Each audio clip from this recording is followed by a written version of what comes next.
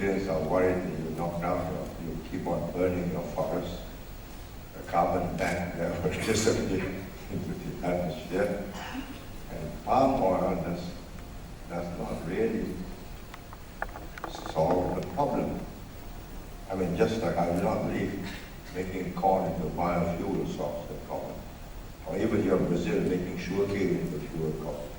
The day you can use just simple grass, turn into biofuels. That's different. But turning food into biofuels makes no sense to me. They're going to cause enormous hardships to the world. I mean, I spoke to CEO of one big American oil company, and he explained to me the absurdity of it. Collect all this corn and so on from so many places in huge trucks. You bring it to a refinery, then out of this massive amount you produce this little bit of fuels. And you mandate it. You must have this percentage used in the past. So he told me, he said he ran up the White House and said, boy, this is not in my report. But the White House told him not to worry. He knew all about it. But that corn turned to biofuels makes the farmers in Iowa very happy, and you vote for the right party. So, well, how do we start? But that's America. The Europeans take a different view of the world. They have seen the temperate climate world upset, and they're quite nervous about what the end result will be. And so am I. I mean, the first phase now, we're getting more rain, right? I mean, I'm not sure about Indonesia, but we are getting more rain. That's the first phase of climate change. If the end result is less rain, and we are in deep trouble with we thought we've solved our water problem by recycling and all the clever things of preventing leakage, metering, etc., etc. But if our 90 inches of rainfall becomes 40 inches, then we have to do another retake. So it's a moving situation. And I do not believe palm oil or sugarcane or corn is the answer to the fuel shortage. Palm oil for food, yes. But, you know, you should do it in a way where you don't burn up valuable timber. We've tried in Jambi to get farmers to do it in a way where they can. It's slower, takes more effort. You salvage your timber and you replant in a way which makes the loss of the trees less damaging, and then slowly grow the palm oil, which takes 6-7 years before it yields any results, before it fruits. But you know, it's all the rage, and the Malaysians have gone in a big way to buy out more companies, the palm oil companies, because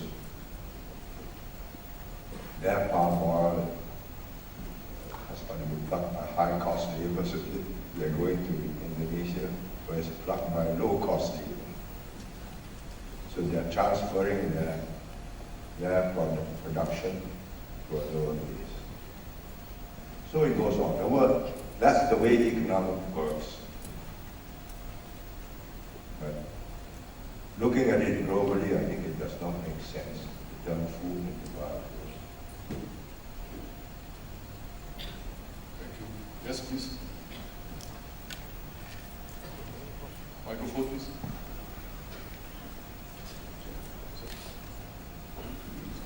Good afternoon, Mr. Mentoli. My name is Eugene, and I think I'm one of the few people in this room who's still studying.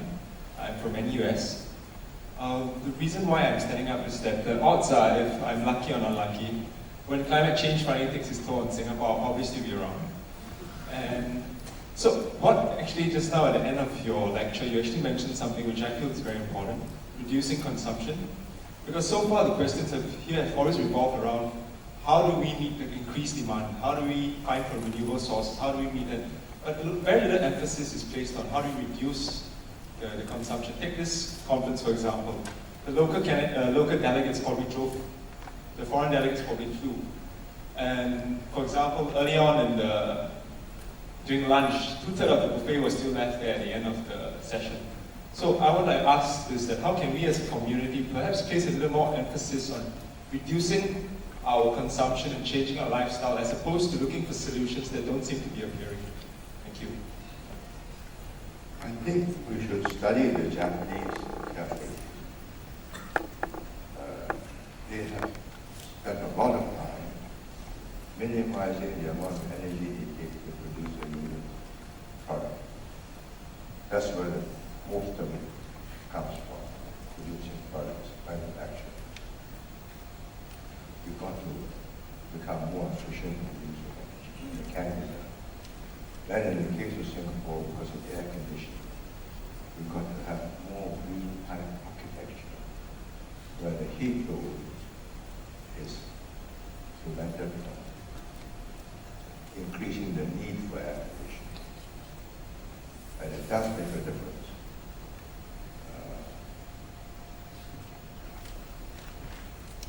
At Vistana, which is an old building,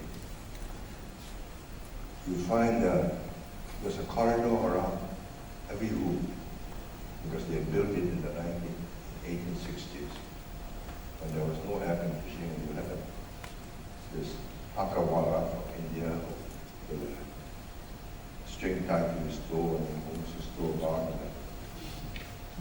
where the clock dump keeps going in. That moves around, gives you some insulation. Now we are building glass windows bang up against the sky. So we legislated a certain ratio, heat load, etc. And so what they did was they tinted glass. What they should do is also not only tinting the glass, let's not cut it off, as double glazing. But double glazing costs more money. But that technology will evolve. These are big consumers of electricity. But what the individual can do is to make sure that you don't waste it. As our standard of living has gone up, you will see that all the heartlanders, even the 3 roomers, have air conditioners, window air conditioners sticking out. But when the price of electricity goes up, we switch it off at nights. We have it on in the first half of the night, and it cools down and we switch it off, which is a sensible thing to do. These are things, and you've got to change your valves to low consumption valves. I don't know what they call them, lithium or whatever, but some of it home. And that's our whole valves low. We put in these new ones, which cost more but last longer and consumes less electricity. But in the home, the biggest consumer of electricity is the air conditioner. So don't overcool the place and do not unnecessarily switch it off. Switch it off when it's not used. I mean, if you go to most of our hotels, I find them colder than any European or American. Because they just leave it on and